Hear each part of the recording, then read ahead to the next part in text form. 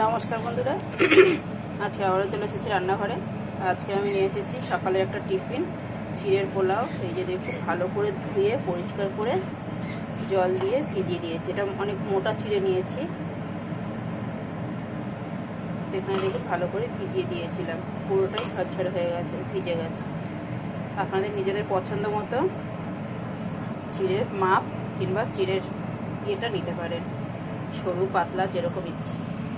আর এখানে আজকে আমি সবজি নিয়েছি অনেক রকমের, মটরশুঁটি, কাঁচা লঙ্কা, একটা হচ্ছে বিনস, এটা হচ্ছে আদা কুচি, এটা হচ্ছে গাজর, আর এটা ক্যাপসিকাম, এটা টমেটো, আর এখানে নিয়েছি ধনেপাতা। তো চলুন আগে এটা বানিয়ে নিই। এখানে বন্ধুরা কড়াই বসিয়ে দিয়েছি। সবার আগে আমি সবজিটা হালকা করে একটু ভেজে নেবো, একবারেই ফোড়ন দিয়ে ভাজবো, আলাদা করে সবজি তুলে রাখবো না ভেজে। এখানে দিয়ে দিলাম একটু সর্ষের তেল,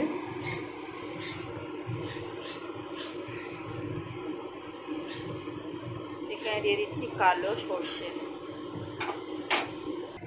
আর এখানে একটা শুকনো লঙ্কা নিয়েছি ছোট্ট মতো, এটাকে এইভাবে ছোট ছোট করে আমি ফোড়নে দিয়ে দিলাম। এর মধ্যে এবারে দিয়ে দিচ্ছি আদা কুচিটা,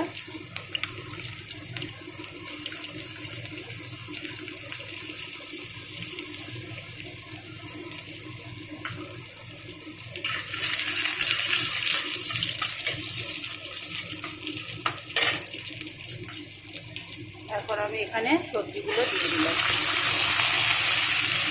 আর খুব কড়া করে ভাজবো না, গ্যাসটাকে কমিয়ে দিয়ে একটু ঢাকা দিয়ে সেদ্ধ হয়ে যাবে, সেরকম করে ভেজে নেব।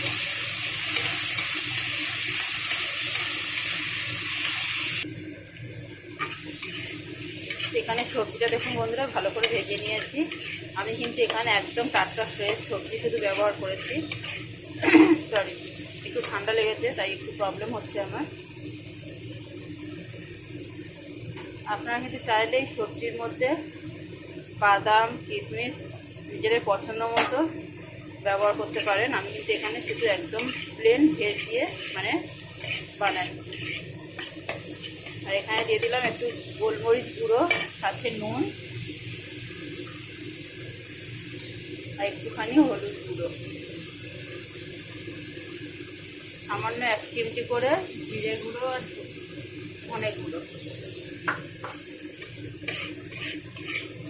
এখন আমার গ্যাসটা কিন্তু কমানো আছে, একটু মশলাটাকে নাড়াচাড়া করে ভেজে নেব। তো দেখুন মশলাটাকে খুব সুন্দর করে ভেজে নিয়েছি।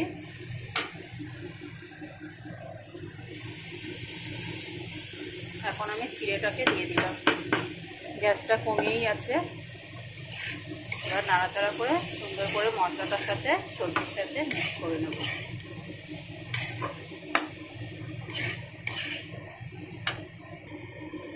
হ্যাঁ দেখুন বন্ধুরা, গ্যাসটা কিন্তু আমার এখনই কমানো আছে, গ্যাসটা কমিয়ে রেখে ঠিক 2 মিনিট মতো নাড়াচাড়া করে সুন্দর করে ভেজে নিয়েছি।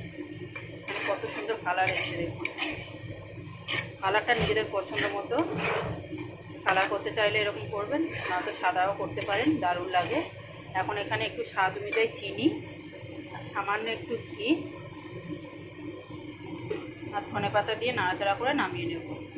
তারপরে গরম গরম সার্ভ করব। এখানে দিয়ে দিলাম 1/2 চামচ মতো ঘি।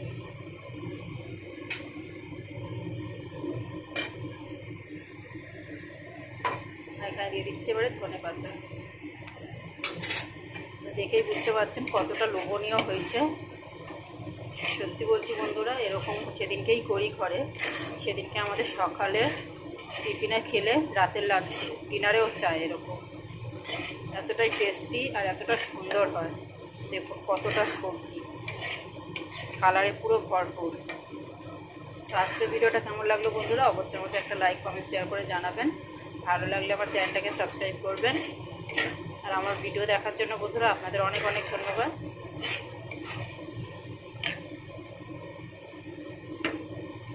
চলুন এবার গ্যাসটাকে অফ করে গরম গরম সার্ভ করুন। টাটা বন্ধুরা।